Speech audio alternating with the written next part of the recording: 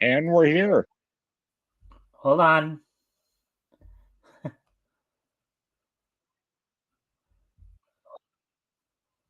All right, that was technically the sound check, I guess, for that. All right, well, everybody, welcome to the Mikestand Weekend Edition. Of course, we're gonna give people a chance to come in here soon, but as always, guys, if you can first off, you can help us out by liking and sharing the stream. See if we can get some more friendly people in here to engage. That'd be appreciated. Also, if anybody here, if you have any questions or comments that you want to share, feel free to do so, and we will try to answer any questions to the best of our ability. Speaking of Rick, there he is. Hey, Rick. Hey, sorry I'm a bit late. I just got talking with my cousin and all that stuff. Yeah. Well, I know there's been some stuff going on over the last couple of days here. Not that I'm planning on really getting too much into that, but I know that's kind of the elephant in the room right now, where everybody probably wants to talk about it. But I just feel that we should just. I think we'd be doing everybody a favor more if we just didn't try to talk too much about it and just try to do something more, talk about more positive stuff. um, Yeah, for sure. Well, not that in some ways I think it's going to end up for a positive for your country, but at the moment it's not quite so positive. well, something tells me I think if we were to start talking about it, it would probably get heated at some point. So, you know and we don't need more of that. you know uh, No. but Well, I anyway. could be wrong. I think we might have minor disagreements, but politically, but I think we're all somewhat Yeah. aligned politically here. But I could be wrong. Yeah. Anyways, um well, as I understand your regionalism up there, if I understand correctly, you can correct me if I'm wrong. Um, I think like Quebec is probably the most progressive part of your country, and then the further out from Quebec you get, the more conservative things become. Uh, Not necessarily. Ontario and BC would probably be the most liberal, shall we say, especially Toronto area. Um, Quebec. Well, yeah, things are changing. My cousin was saying that anymore, but Quebec tends to be they have a lot of liberal there, but also there's the French people, the French I won't say separatists, but a big French sector that's Because if I understand correctly, you guys can probably correct me if I'm wrong here.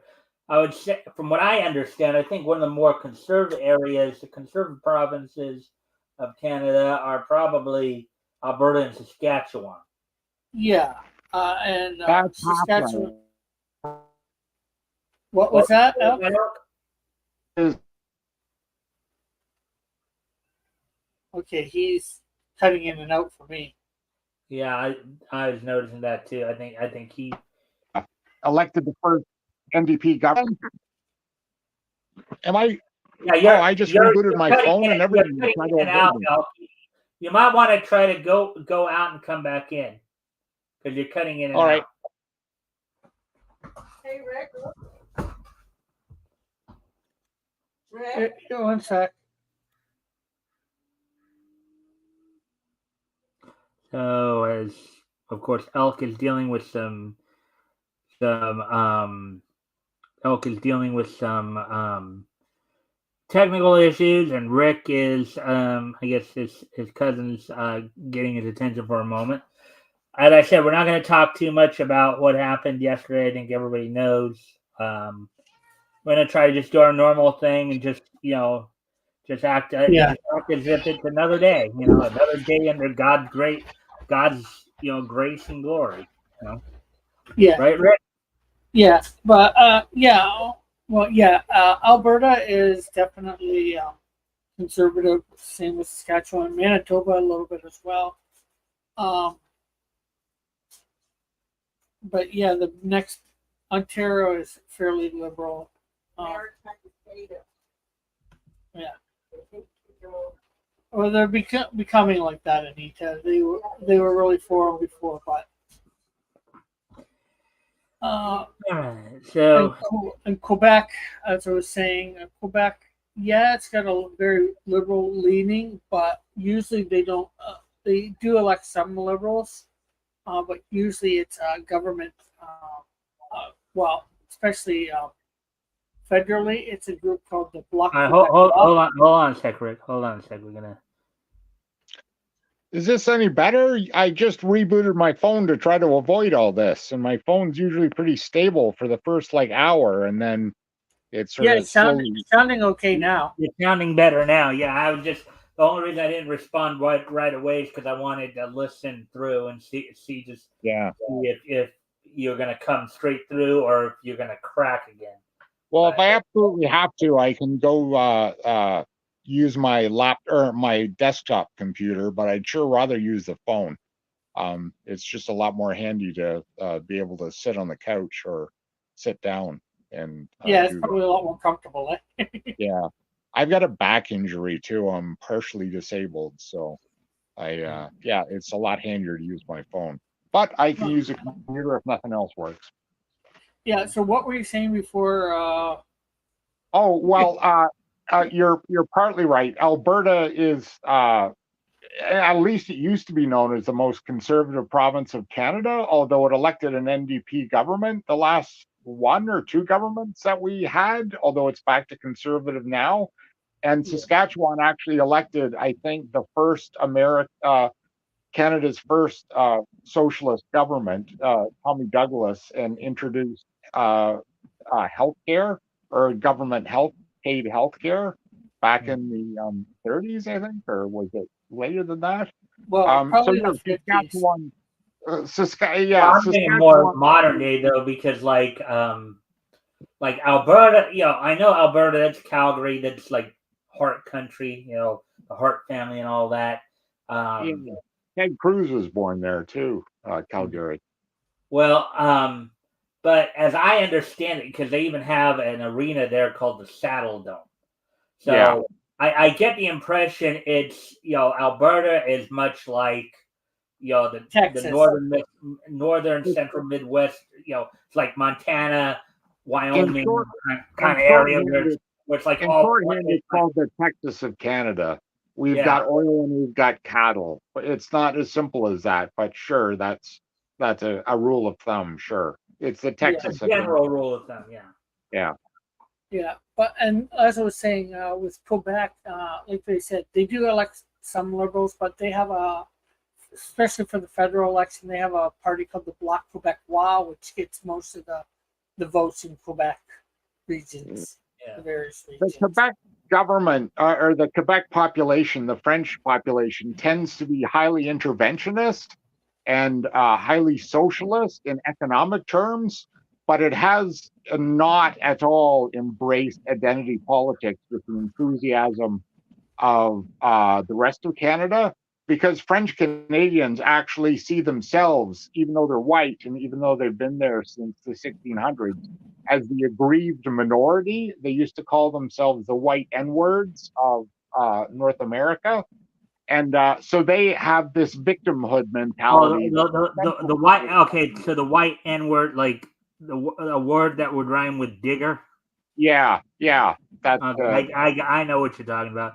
Anyway, and they see themselves very much as high up on the victim hierarchy, even the highest in the victim hierarchy. Whereas in reality, they soak up about $2 billion a year now. In more taxpayer dollars are spent in Quebec, and they're taken mainly from Alberta and Ontario and dumped into Quebec to very corrupt politicians, many of whom have active mob ties to I can't remember which of the New York Mafia families it is, but it's it's actually the Canadian, the Montreal mob that's called in sometimes to do hits on high-ranking New York mob family members when they want to keep their hands clean of it. And yeah, it's and actually the last Liberal government before this Trudeau collapsed when the federal government gave $200 million in actual direct government contracts directly to mobster incorporated corporations. Elk, we got a couple of chats here, and also you're getting a little long-winded there. Metal says, I have a buddy in Calgary and several friends up in Edmonton.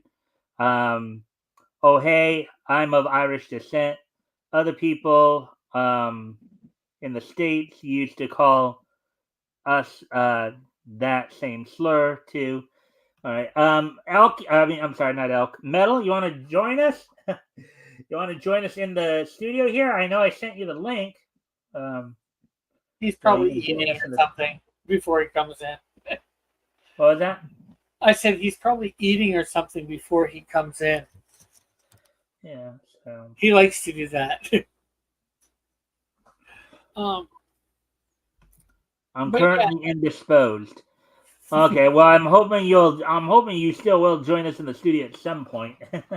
Yeah, hopefully at some point during the next hour and 15 minutes, he will become disposed. Yeah, but anyways, actually, that doesn't really make sense. You become disposed. You'll become available. Yeah. All right. So, anyways, well, we're a few minutes into this now. We did get off by talking a little bit. Granted, I wasn't trying to as much get into politics overall or in general, but we got a little bit more into the history of Canadian politics. So, but let's talk about something a little more. First off, before we even get into anything here, because obviously there's what Apex and I read on Friday. I don't know if you guys were. Elk, you were probably. I think you were there for much of that. I was actually. I unfortunately did not catch any of it because I was downtown Hamilton trying to make some money, and I made a little bit. Oh yeah, that's right. Because this is second Friday of the month. That's right. Yeah. So I sold 6 comic books. But before we do get into that, and I'll start with Elk. If you guys want to go ahead and introduce yourselves, promote anything you might be doing if you are doing anything. But before I get into that, speaking of being Irish, my patriarchal grandfather is over. Is over, and it is potato pancake night. Oh, okay. Oh, potato pancakes are awesome. Yeah, so, all right. So I'm guessing that's why he said he's indisposed. I guess he's got family over. All right. Yeah. Okay. Anyways, Elk, we'll go counterclockwise. Elk, if you want to start, and then and we'll go to Rick, and then I'm just a lifelong lover of genre fiction and cartoons, comic books, sci-fi, Anglophile literature. This weekend I watched our usual House of the Dragon episode of The Boys and a couple of episodes of the Battlestar Galactica season 3, and now I'm here. So it's been a pleasant Sunday afternoon. All right. Rick, you're up. Well, as you said, I am Rick. I have a YouTube channel. I do comic books, my own comic books. YouTube channel is Cross Comics. I'll put a link later in the chat for that. And yeah, just subscribe to it. And I'm real. I'm not sure. I just like how I like a lot of sci-fi comic type stuff. So I guess that's about it. All right. So with that being said, then, and I know Elk will probably have more to say about it because I think he was actually in the chat when we were reading. But we're reading from selections from what would eventually become known as Harvey Comics. Speed Comics that was at the time published by Brookworld Publications, and then Champion Comics that were published by Worth Carnahan. So We went through Shock Gibson.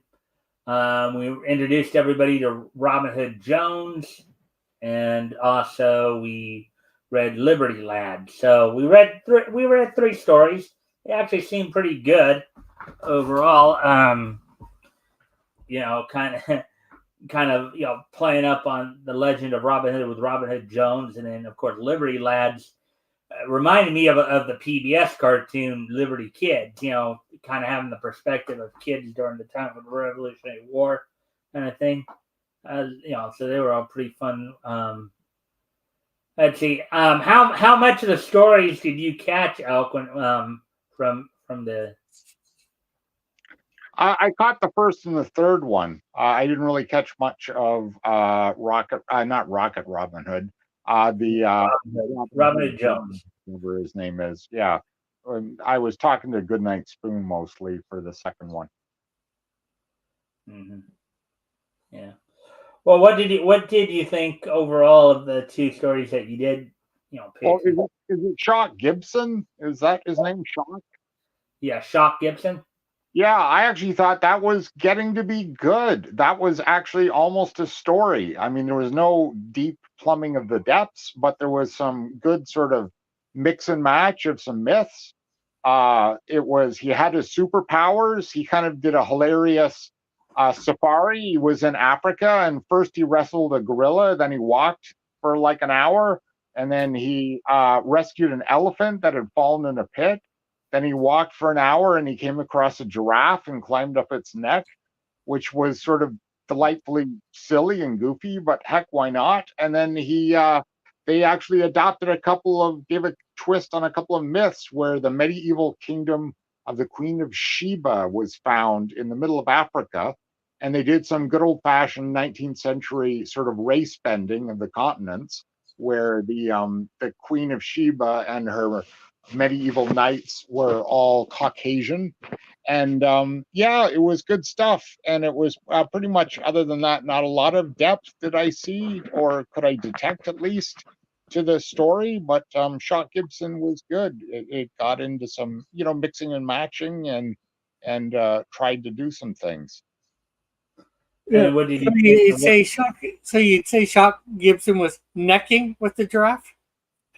He was, yes, he was. He had his arms wrapped around the giraffe's neck. His arms and his legs.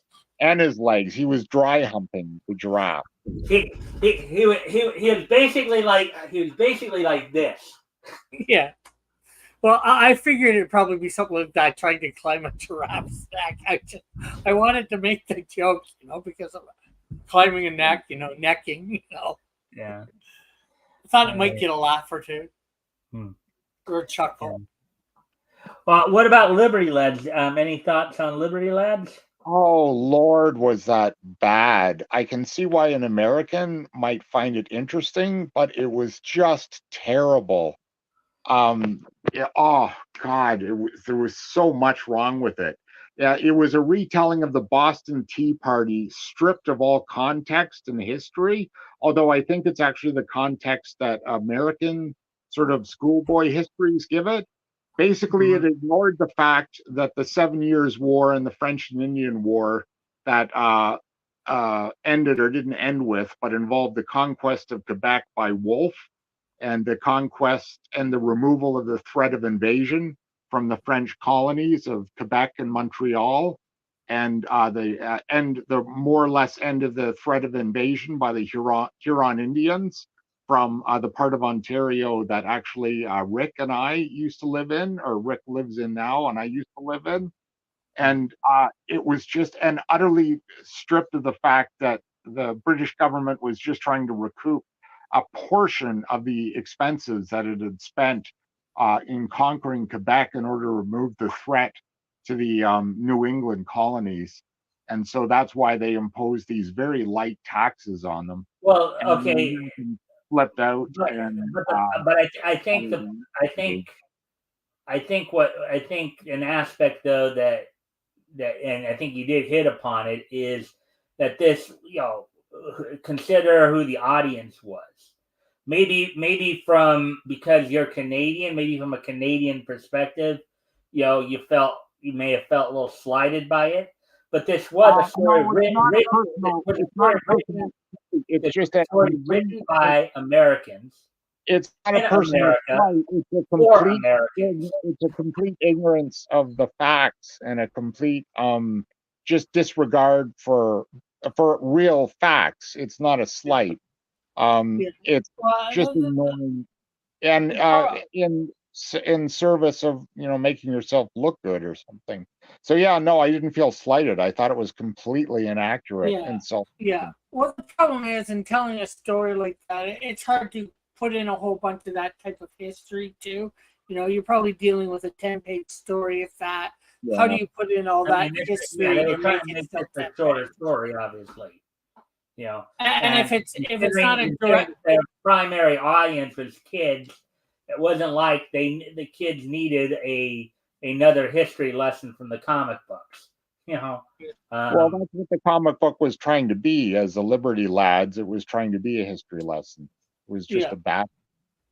But what now? I think one of you said it was it the telling of the Boston Tea Party, or just something that was it was an adaptation. It was more or less an adaptation of So that's also the eyes of two kids. Yeah. But I mean, they have all these narrative panels in it, and that's actually something I liked about Shock Gibson was the narrative panels. I actually liked it; gave it a real rhythm to the story. But in Liberty Kids, they literally could have thrown in a couple of sentences that would have explained the context, like King George was trying to pay for the defense of the American colonies, of which the American colonies had not paid for up until that time. It literally could have been one or two statements that would have given an accurate view of what was going on, but instead it chose not to. Yeah. All right. So Metal saying here, schooling here also always fails to teach that the Boston Tea Party was widely unpopular to their own fellow colonials. At the time, local newspapers ragged them. Yeah, revolutionaries are very often despised especially when they're beginning and when they're undergoing, and even when they're underway.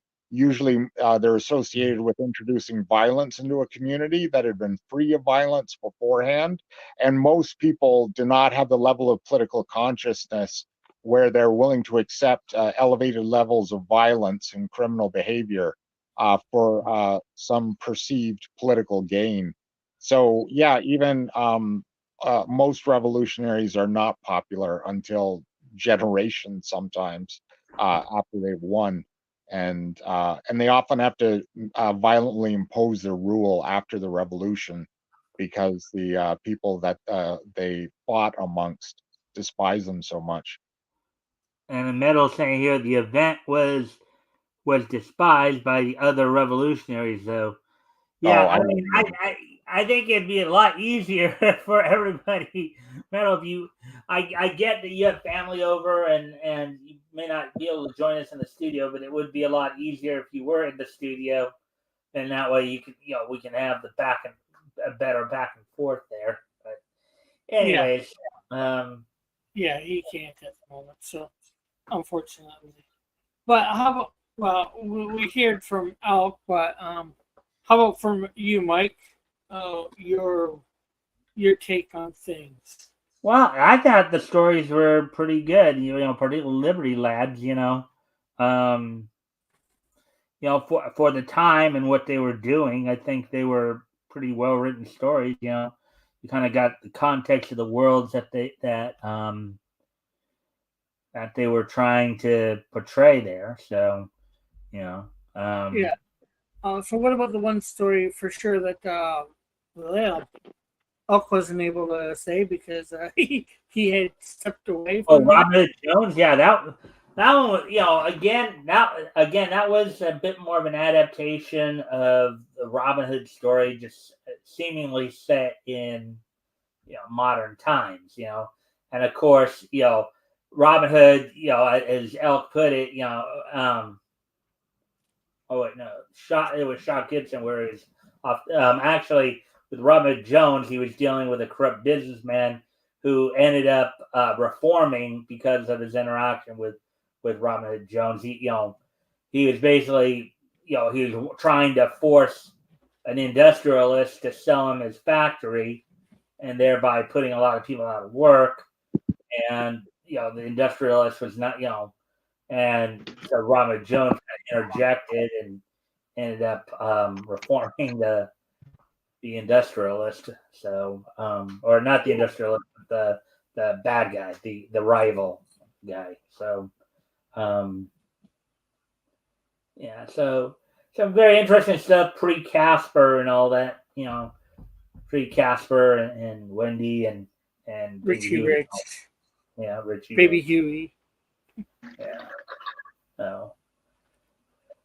All right. So with that, I did see like 2 or 3 articles we could probably go through on Bounding into Comics that might be of some interest. Yeah, unless anybody's got anything else that they want to talk about.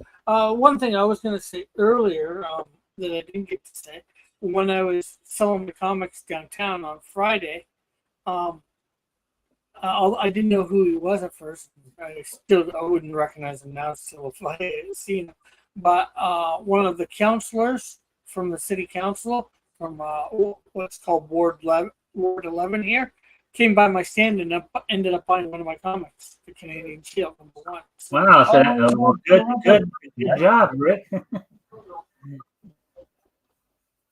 What was that? Part of why include more of real life Hamilton in your Canadian Shield comic.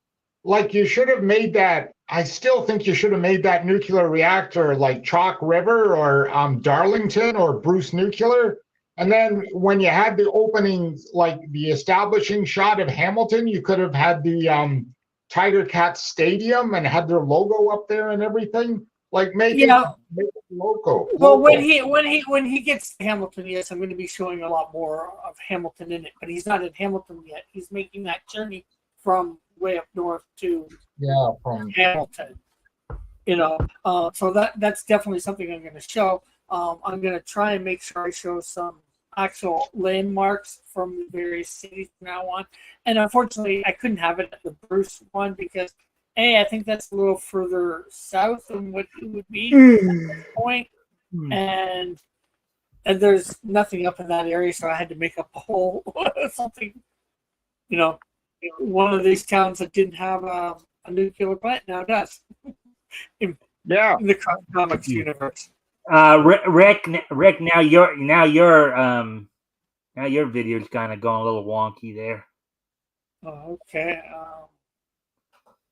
It was because I was moving around a little. Is it good now or? It seems all right now, but like there were times when it would, granted you were still talking, we could still hear you. It was just more your camera that was like freezing. Oh, okay. I don't know what I can do with that.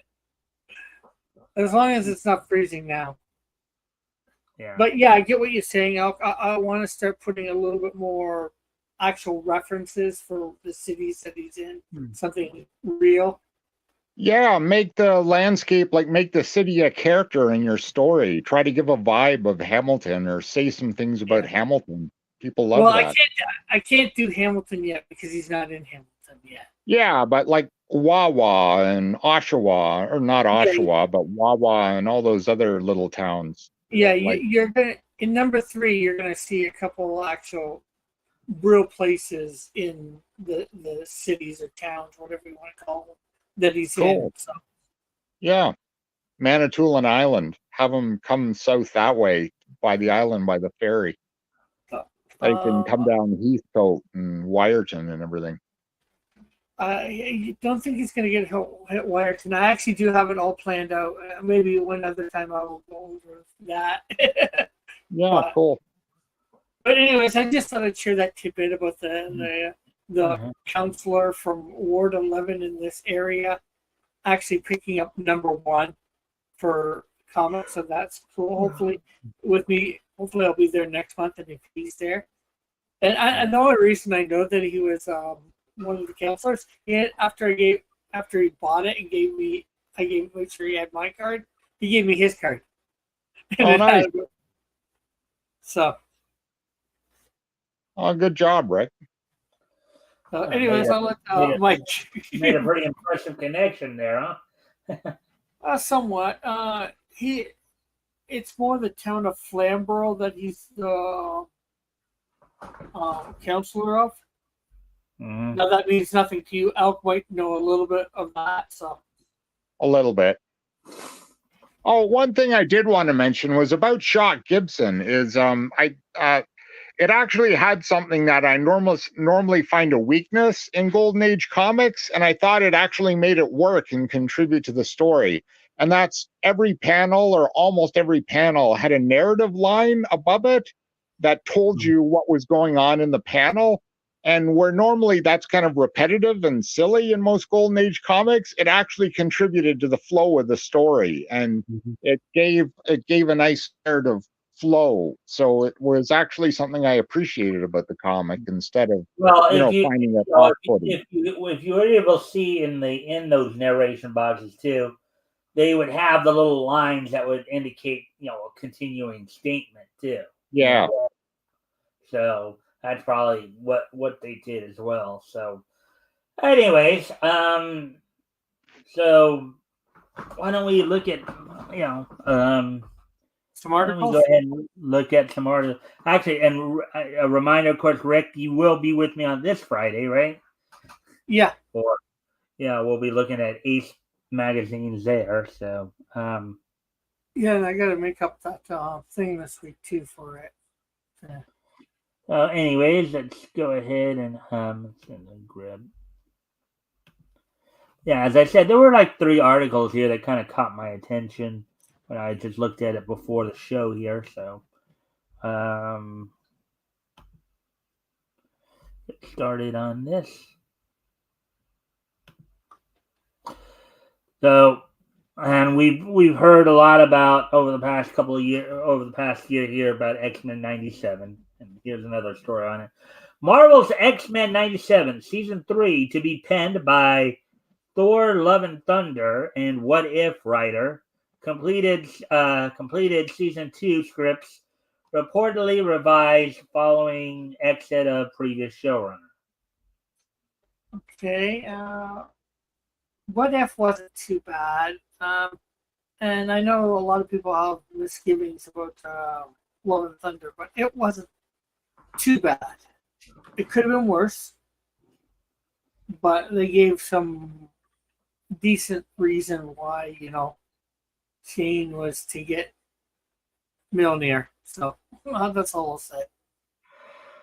Anyways, following, let's see, and the article, of course, is written by Spencer McCauley back on July 11th, which was last Thursday, I believe. So,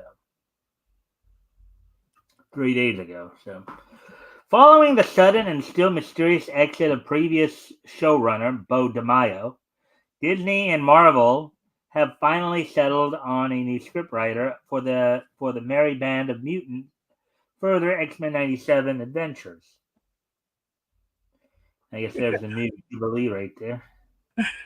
Metal's like, Love and Thunder was one of the worst movies I've seen in the last 2 decades.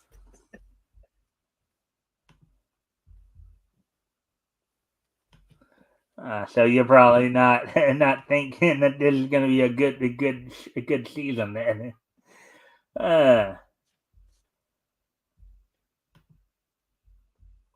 Per a July 9th exclusive from Deadline's Nelly Andreeva, rather than DeMaio, What If series screenwriter and Thor: Love and Thunder script Dr. Matthew Chauncey will now be in charge of penning the animated revival's 3rd season. Further, according it hasn't even got through its 2nd season. They're already giving it a 3rd. I'm not sure whether this is good or bad.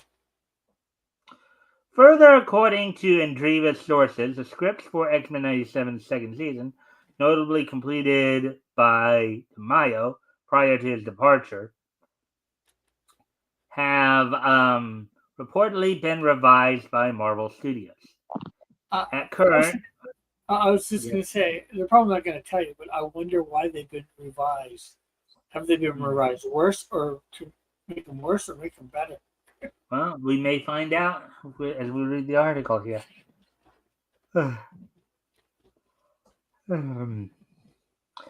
Let's see.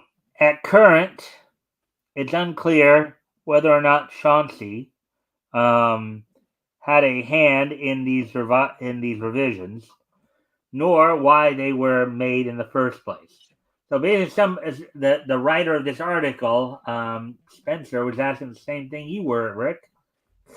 Yeah, and saying nobody's said one way or another.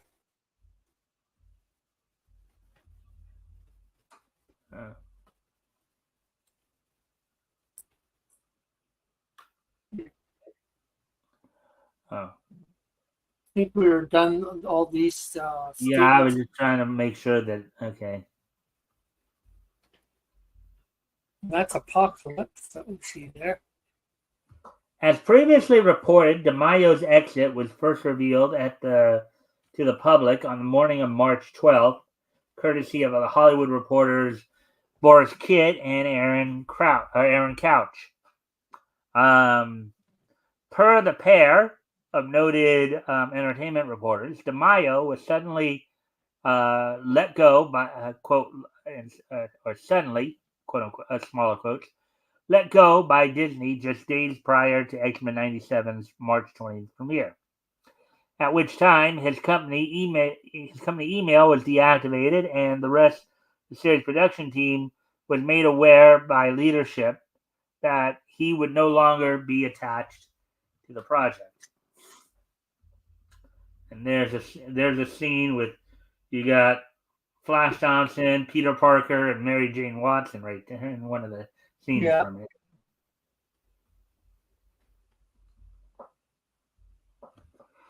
In light of the apparent firing, the showrunner scrubbed the internet of his social media accounts, in particular his Instagram account, which he had been using to provide production updates on the series, and his OnlyFans account, which notably featured only suggestive selfies rather than anything outright explicit, which is basically one of the things that kind of got him into a bit of hot water, apparently, was some of his extracurricular activities, as it were. Further, it appears like the public, DeMaio himself was caught off guard by the decision, as immediately prior to his release, he had reportedly, quote, completed writing duties on season 2 of the X-Men 97, was lining up to press for the series and making plans to attend the show's Hollywood premiere on March 13th, and was even discussing loose ideas for a third season with members of his team. And hello, good night, Spoon. Yeah. So maybe this is hopefully it's more to get rid of any wokeness in it. Maybe Disney is starting to learn. Well, actually, it's kind of funny because I think Yellow Flash had recently made a video where that does seem to be the case, or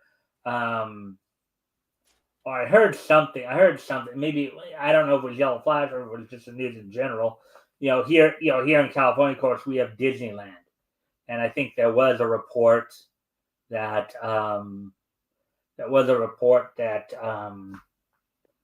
apparently, Disneyland was starting to make changes because they were really starting to lose money after adopting a lot of this woke propaganda.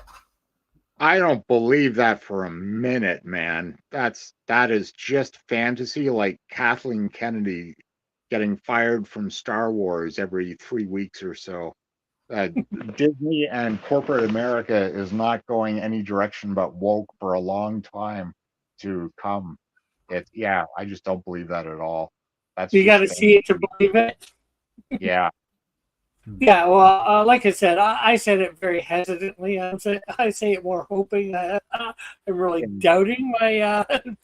Well, I'll believe Disney is not woke after Kathleen Kennedy got fired, not given $100 million bonus and a golden retirement and building a statue of her in Lucasfilm, which is how I think she's going to go out. No, when they call her in and fire her, then I'll actually believe that Disney is not woke. Until then, it's woke, Jim. You have to deal with it. But anyway, that's my opinion. Yeah. Well, and also I'm more maybe referring to these projects of like X-Men and that, because although they haven't really Marvel for Deadpool movie, they've had a lot of problems with Ryan Reynolds because of his contract. He's made sure none of the wokeness gets in there. So Metal saying I've beaten that game like 20 times. Yeah, because Goodnight Spoon says I'm close to beating OOT. I'm not sure what that is. Huh. And Goodnight I Spoon think I thinks he did ate it. something. Yeah. So anyways, getting back to the article, as noted, the exact reasons for DeMaio's firing have yet to be publicly detailed, with both Disney and DeMaio remaining tight-lipped on the matter. But granted, there's been a lot of speculation, though. Yeah, but speculation is just it's just that it's speculation. Nobody's been confirming one way or another. So yeah. However, DeMaio did notably break his silence during the airing of X-Men's first season, taking to his personal Twitter account to interact with fans and provide insights into his production. Its production. The second season of X-Men 97 is currently in production. At current, it has yet to receive an official release date. But yeah, I see why you said what you said there, Rick. Y'all, they're already talking about a third season. They don't even have the second one up yet. Yeah, you don't know how it's going to be received or whatever. So, depending on how woke or not. I know there's been a lot of speculation, especially before that person got fired, that there was going to be a lot more wokeness in the second season, but they're retooling it, for lack of a better way of saying it. So maybe they're taking a lot of it out. I don't know. Maybe they're making it worse. We can only speculate at this point what they're doing. Definitely the saddest game I've ever played. Okay. All right. So, anyways, getting ready to move on to this next article here. This is going to be more of an anime article. So, Mobile Suit Gundam creator believes, quote, "It is absolutely impossible for humans to leave the Earth and live in space," unquote. Article by Spencer Bakuli, published July 12th or Friday. Well, we're probably going to find out exactly what he means, but technically, we've already left. Some of us have already left and lived in space for a few months at a time, or longer. So I wonder what he means by his statement. Okay, so find out soon enough here. In the opinion of Mobile Suit Gundam creator Yoshiyuki Tomino, humanity must take care to protect the planet Earth, because despite our greatest hopes, the prospect of escaping out into the frontiers of space is completely unfeasible. Yeah, and especially by today's technology, getting much past the moon is definitely. Well, let's find out, because I think they're going to go into detail on why he feels this way. So the 82-year-old creator offered his slightly dour take on mankind's future while speaking with Japanese news outlet Eradot, in reflection of the 60th anniversary of his anime industry start. So 60 years, so back in 1964 then. And we got Goodnight Spoon saying something here. Because you, the player, are evil. Whatever. Dorado destroy the world, and you have to sacrifice your best friend, circuit brother, wife, and various other people, good people, to a temple to undo. All right. Your mistake. No, Rick. I pronounced something wrong, obviously. Anyways, pressed by the outlet, in parentheses, as machine translated by Deepel, as to what influence his seminal film, Mobile Suit Gundam Char's Counterattack, has had on his career, Tomino admitted, quote, there is one thing that became clear to me after making films for about 10 years. From Mobile Suit Gundam to Char's Counterattack, I realized that I was simulating what would happen if humans went out into space to live. My conclusion from this is that it is absolutely impossible for humans to leave the Earth and live in space. However, if I denied this, I would not be able to create space battle stories.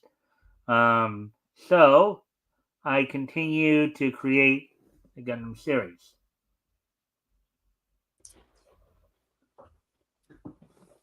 Because of this, some people seem to think that I have a positive view of human life in space, but it is quite the opposite. He explained, quote, humanity must continue to live on the Earth, and that is why we must take care of the Earth's environment. There is no way out for humanity in space. To have been making a series called Gundam Reconquista in G since 2014. And my recent works, I have brought aspects to my True feelings.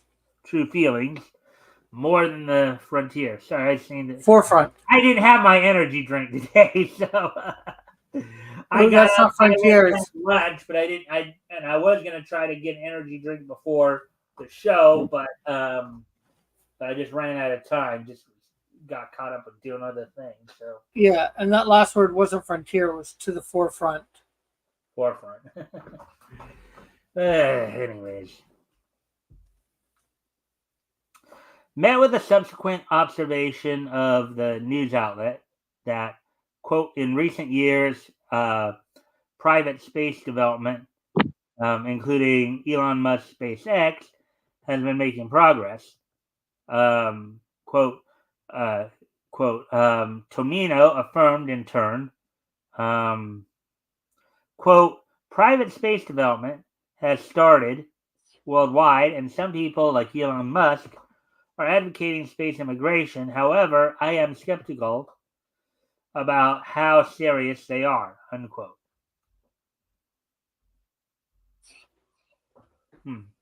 Perhaps, quote, perhaps they know that it is impossible, but I think they are just advocating a theme to make space development a business, unquote, he continued.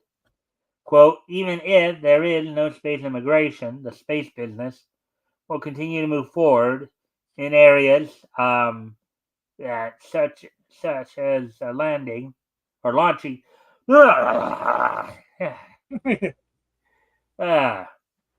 areas such as launching more satellites and procuring resources from space.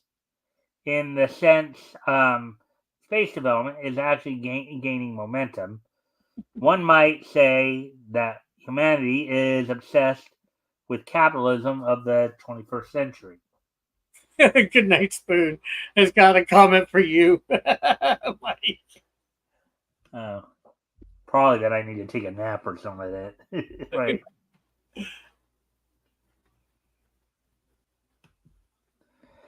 let's see. Mike's always giving me sleep and not talking about comics, and here he is rambling on about space trucks. Who's off topic now? Well, okay, Don't put comics up is with one that, of the Mike. things Just to talk time about. him out. Just time him out when he gets like that.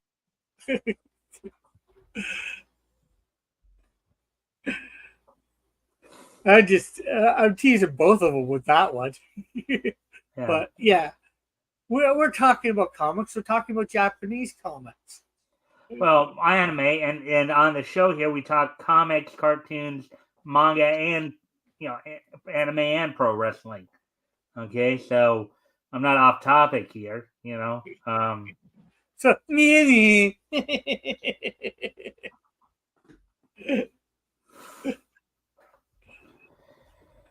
Anyways, but as Rick said, these are based on these are video television adaptations, anime adaptations of manga. So, Which is just Japanese for comics. right. Quote. Let's see now. But again, I do not think that space is the way out of the human race. Unquote. Anime director added. Quote. We have to think about how we can change, how we can continue to live on the earth forever. And I believe that the theoretical struggle over how to confront the capitalism of the 21st century, which is trying to find a way out of the universe, will continue for about 200 years. Oh, okay, one sec. Out of the universe. Out of the universe is different than off our planet. Well, again, this is translated, so it might not be.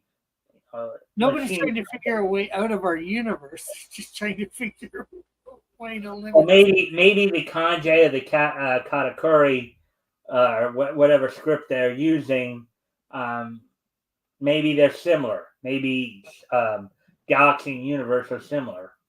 Yeah, but we're not even talking galaxy at this point. We're just talking off our planet. Doing space, our solar system, or or in our galaxy. The Milky Way galaxy. It's pretty big. Let's deal with all the various galaxies before we go. Metal's like, speak for yourself. I'm totally trying to find a way out of our universe. Yeah.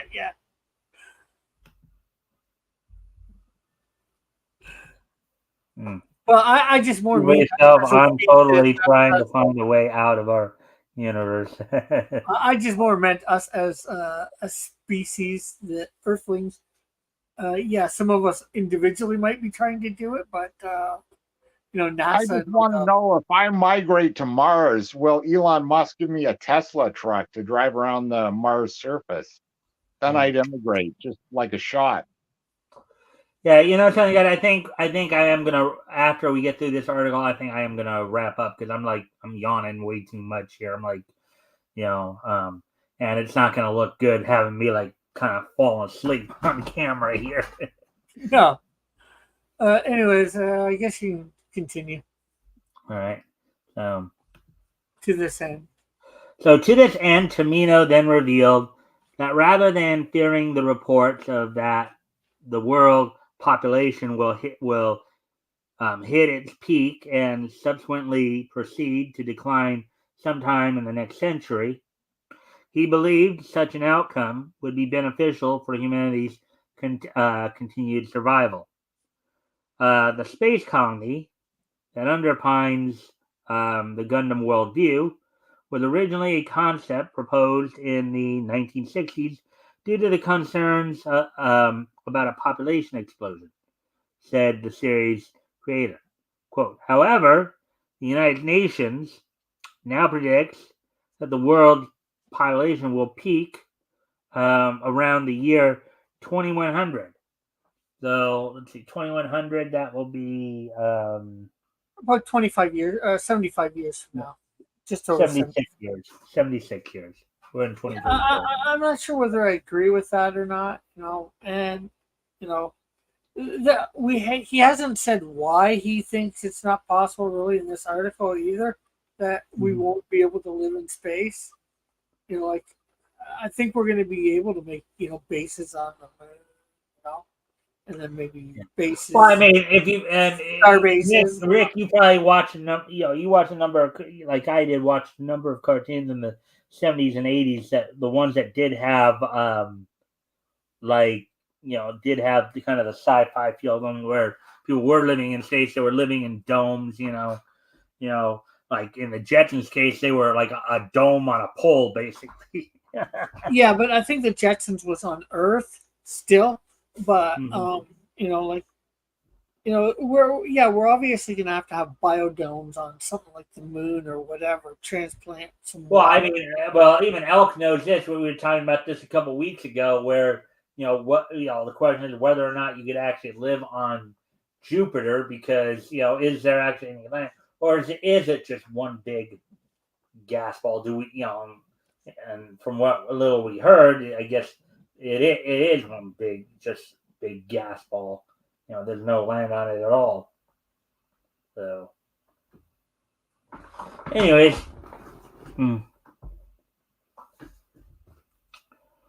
this change in the times also seems to have led to the current situation where the space colony concept is fizzling out. Quote, I feel that the trend is good in its own right, unquote, he told Erodot.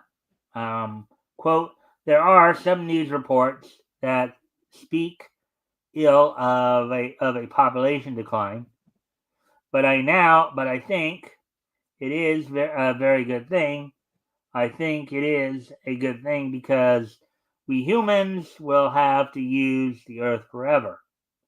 I have been saying for the past couple of decades, the world's population must be reduced to the level of the Meiji Restoration. Okay. The world. What was that? I'm not sure what to the level of the Meiji Restoration. I'm guessing what he's talking about is the population size at the time. The Meiji Restoration was a period in Japanese history. Okay, so okay, which I think but I wouldn't know what in the 1800s. I think, but but it was a period. It was one of the historical periods of Japan, basically. And what he's basically saying is we have to, from a population standpoint, in terms of our number of people we actually have to, do it as bring our population back to that point. And I hate to say it, if we stayed on Earth forever, we're going to use up all the resources eventually. The natural resources. Yeah, you could continue probably to grow food forever, but eventually you're not going to be able to mine anything to make steel or plastics or whatever. So, we do have to go other places to be able to mine that sort of stuff. I don't know when it would be that we would run out of that stuff for mining and all that, and then of course gas, fuels and all that. Eventually that stuff's going to go down. All right. So anyways, if the world population decreases to that level, we can become self-sufficient by adding on to our current science and technology, and we may be able to solve the food problem and so on, unquote. Yeah, the thing is we don't have a food problem. So much of the Western world, chucks out food, but if everyone started growing food, gave the food to people, we have enough food to feed the planet at the moment. Easy. Yeah. Closing out his. Anyways, go on. All right, closing out his interview with his thoughts on the current worldwide political climate, Tomino ultimately opined, quote, I am concerned that the current political situation in the world is infested with presumptuous politics. Unquote. I can agree with that. But I think a lot of people would agree with that. just probably not in the way that he means it. Yeah. Quote, some people have pointed out that the political situation in the world today resembles that of the ancient Greeks. When we look at it from a bird's eye view, unquote, he argued. Quote, according to the ancient Greek world view, a cyclical history, in small quotes, monarchy, small quote, becomes corrupt and becomes an aristocracy, which then becomes corrupt and becomes a democracy. The democratic government eventually falls into a popular government, which then leads to a pretender government in which unqualified people claim to be leaders. This is an article written by Teramasa Nakanishi, a professor emeritus at Kyoto University in Bongei Shunju. And it was an eye opener for me when I read it. Unquote.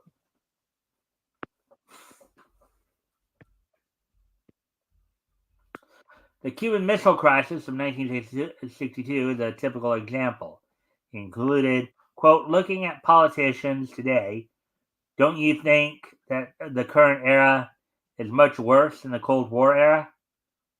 I have only a few days left of my life, but I wish the young people living today the best of luck.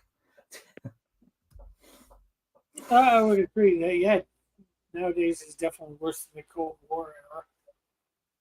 All right. So as I said, I think I'm going to wrap up a little early tonight. Yeah, just because I'm browsing off too much here.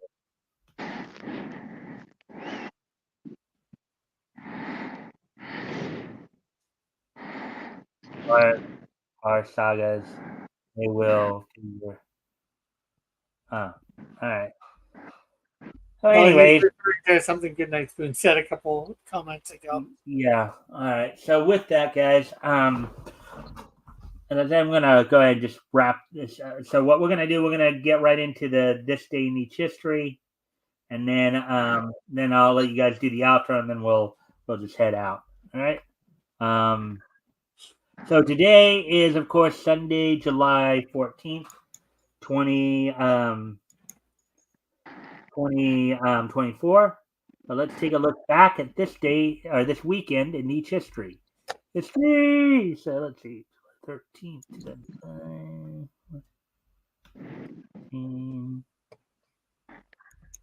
So first off, on this date on yesterday's date, back in 2005. On yesterday's date back in 2005, as soon as I figure it out here, the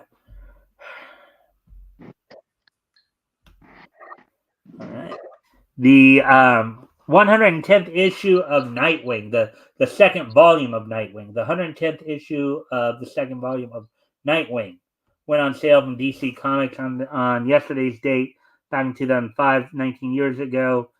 It was sold for $250, $32. The story was Incorporation. It was a part of the Infinite Crisis crossover storyline, written by Devin Colley Grayson, penciled by Philip Hester, with inked by Andy Park, lettered by Nick J. Napolitano, and Gregory Wright did the coloring. Anyways, can we move on to the next piece of niche here as we move ahead to 2019. As on yesterday's date in 2019, JC Staff released a couple of movies to theaters. Or no, actually not. Actually, no. These are TV shows. JC Staff's Do you love your mom and her 2-hit multi-target attacks? And the second season of Is It Wrong to Try to Pick Up Girls in a Dungeon both premiered on yesterday's date 5 years ago. So 5 years ago, 5 years ago yesterday. Do you, JC Staffs, do you love your mom and her 2-hit multi-target attacks? The second season of Is It Wrong to Try to Pick Up Girls in a Dungeon both premiered on yesterday's date 5 years ago. Now, moving on, of course, to today. Is somebody breathing hard? Not sure. I don't think it's my fan. But I'm not. Now, is it wrong to pick up a girl in a dungeon? I don't think so, but why would you want to? Is it wrong to take your girl to a dungeon? Anime. It's a pretty interesting anime. The answer is that the answer to that title is that it is never wrong to try to pick up girls anywhere. It's an RPG. It's an RPG type anime, much like Dot Hack Sign, or Yeah. Or of course joking around. Yeah. So, anyways, or Sword Art Online. That's another one. So, anyways, now moving on to today. On this date, 90 years ago today, in 1934, Walt Disney's The Flying Mouse premiered in movie theaters on this date back in 1934. So 90 years ago today, Walt Disney's The Flying Mouse, which was a Silly Symphonies cartoon, premiered on this date back in 1934. The plot was to the tune of I Would Like to Be a Bird, a young mouse fashions a pair of wings. To the great amusement of his brothers, when his attempts to use them fail, the mouse gets blown backwards. So that's essentially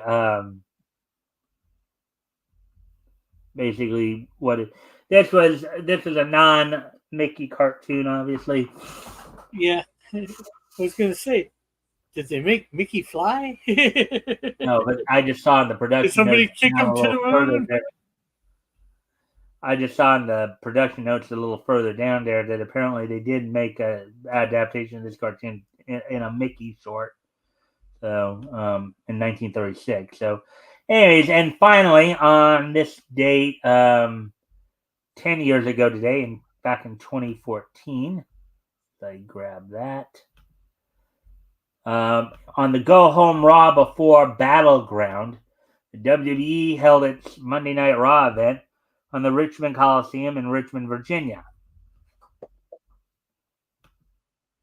The night saw John Cena and Roman Reigns team up to defeat Kane, Randy Orton, Seth Rollins by DQ in a 3-on-2 handicap match. You also saw Bo Dallas defeat the Great Khali by countout. In a 2-on-1 handicap match, Alicia Fox and Cameron defeated Nikki Bella. The show opened up with The Miz defeating Sheamus. So that's all I got for you folks tonight. We could have done another story, but I'm like conking out here every few seconds. So with that, I thank everyone for being here. So now we're gonna go back in normal order. I'm gonna start with Rick, Elk, and then I'll wrap things up. So Rick, you want to do an outro? Just for those that don't know, but most everybody here does that I can see anyways, knows my channel. Just go over, check it out, subscribe, all that wonderful stuff. Like the videos, watch stuff. Let's get my view count up for things, and my watch time. So hopefully maybe in the next year and a half, I can actually get monetized. Although that means getting another 66 people to subscribe to my channel. Yeah, I've got a bit of a long way to go with that one. Anything more you'd like to add before we move on to Elk? No, I'm good. All right, Elf, get up. Well, I just like to say, yeah, go ahead and watch Rick's channel, especially if you're a Hamilton boy or know any Hamilton boys. It's fun to watch. He's an interesting guy to listen to.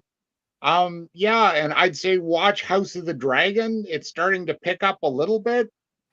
It's at least politically realistic, even though it's not that sophisticated. You could see everything that was coming this week from a mile away. It was pretty basic, but it was nevertheless realistic basic. And I look forward to talking to you again. I had a good week this week, and I'm hoping to have another good week this week. And I'll talk to you about it Sunday. See what turns up. All right, and with that, I thank everybody for being here. Sorry, we're running a little short tonight, but sometimes that happens. We will be back here tomorrow night. Rick, I'll send you the link tomorrow morning. Have you come on. Of course, a third of the stories will probably do as part of tomorrow's broadcast, more than likely. So, but with that, I thank everybody for being here. We'll be back here tomorrow with more Niche News. Of course, Rick will be here with me Friday when we'll be looking at Ace Magazine's Surefire Volume 1, Issue 1. So we'll be looking at the birth of Ace Magazines and see how they got started and look at the first comic that they published. So with that, I thank everybody for being here, and I will see you all tomorrow. Bye.